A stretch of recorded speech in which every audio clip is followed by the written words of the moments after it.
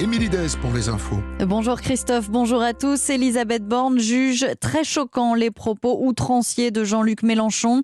Les policiers exercent une mission difficile au service des Français, assure la première ministre sur France Bleu.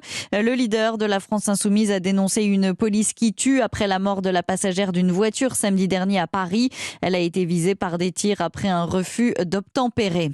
Les soignants dans la rue, ils réclament plus de moyens. Au moins 20% des services d'urgence limitent leur activité faute de personnel.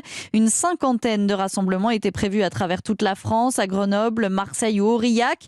À Paris, les manifestants se sont donné rendez-vous devant le ministère de la Santé.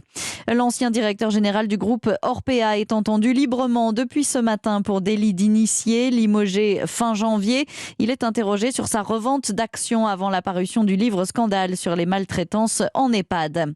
Moscou dit avoir totalement libéré les zones résidentielles de Severodonetsk. Au 104e jour de la guerre en Ukraine, le chef des séparatistes pro-russes confirme la mort d'un général russe dans le Donbass où Moscou mène une offensive d'envergure.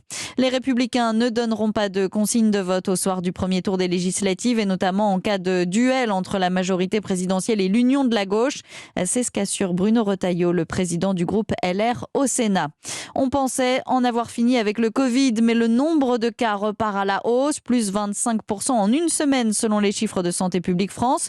Mais pour le moment, les hospitalisations n'augmentent pas. Les sous-variants d'Omicron, BA4 et BA5, pourraient être responsables de ce rebond de l'épidémie.